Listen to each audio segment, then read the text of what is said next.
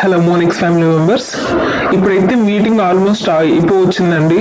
మీటింగ్కి సంబంధించి చూసుకుంటే మన సిఇఓ సార్ అయితే ఎంట్రీ ఇచ్చారు. ఇంకా అందుకోకుండా సిఇఓ సార్కి సంబంధించి మనకి ఒక ఇంట్రడక్షన్ వీడియో లాగా అయితే ఆయన మొత్తం బయోగ్రఫీని అయితే ఎక్స్ప్లెయిన్ చేశారు. అది కూడా ఈ వీడియోలో అయితే ఉంది.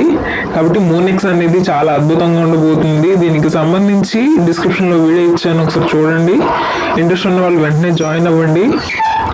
ఇప్పుడైతే మనకి మోనిక్స్ లాంచింగ్ అయితే జరుగుతుంది కాబట్టి ఇప్పటి నుంచి చాలా అద్భుతంగా ఉండబోతుందండి. ఈ ఛాన్స్ని ఎవరు మిస్ అవ్వద్దు, చాలా అద్భుతంగా ఉండబోతుంది. గ్రూప్లో కూడా జాయిన్ అవ్వండి. గ్రూప్ లింక్ నేను డిస్క్రిప్షన్లో ఇస్తాను, ప్రతి ఒక్కరు కూడా జాయిన్ అవ్వండి. Thank you very much. జీవితంలో అడిగిన ఆయన అర్థాంగి శ్రీమతి అలేఖ్యారెడ్డి శ్రీనివాసరెడ్డి గారి ప్రతి విజయంలోనూ ప్రధాన భూమిక వహిస్తూ వస్తున్నారు. వ్యవసాయాన్ని నమ్మే కృషిపరుని కుటుంబంలో పుట్టిన ఆయనను చిన్నప్పటి నుంచి జీవితపు కష్టాలు పరీక్షించాయి.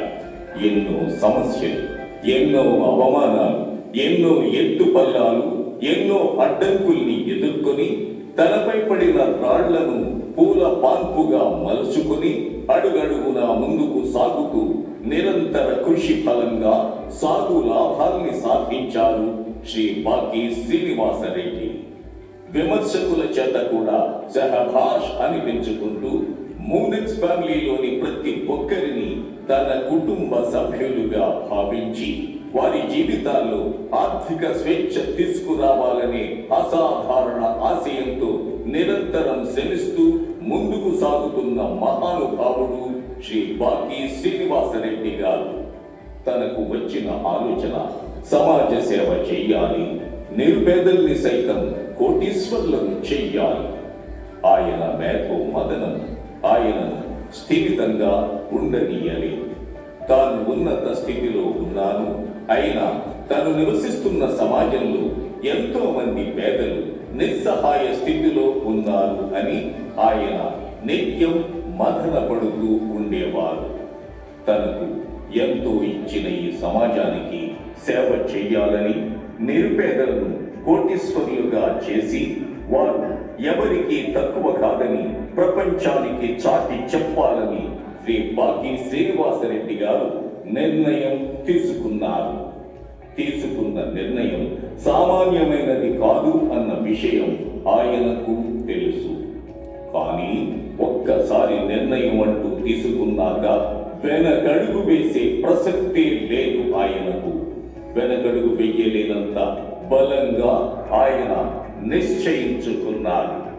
అందుకే ఎన్ని ఆటంకాలు ఎదురైనా, ఎన్ని సమస్యలు సవాళ్లు విసిరినా వెనుదిరిగి చూడకూడదు అనే మహా సంకల్పంతో పేదరికంపై అంతర్యుద్ధాన్ని ప్రారంభించారు శ్రీ బాకీ శ్రీనివాసరెడ్డి గారు. పేదవాడిని కోటీశ్వరుణ్ణి చెయ్యాలి అనే లక్ష్యంతో బాకీ శ్రీనివాసరెడ్డి గారు సుదీర్ఘమైన కష్టపూరితమైన ప్రయాణానికి శ్రీకారం చుట్టారు.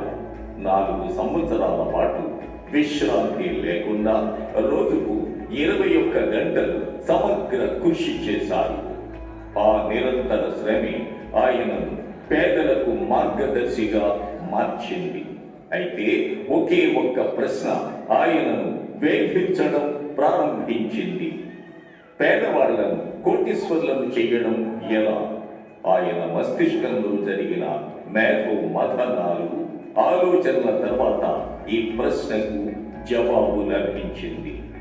అప్పుడప్పుడే ప్రపంచాన్ని పూర్తిగా ప్రభావితం చేస్తున్న క్రిప్టో కరెన్సీపై ఆయన దృష్టి పడింది. కరెన్సీ స్థానంలో డిజిటల్ కరెన్సీ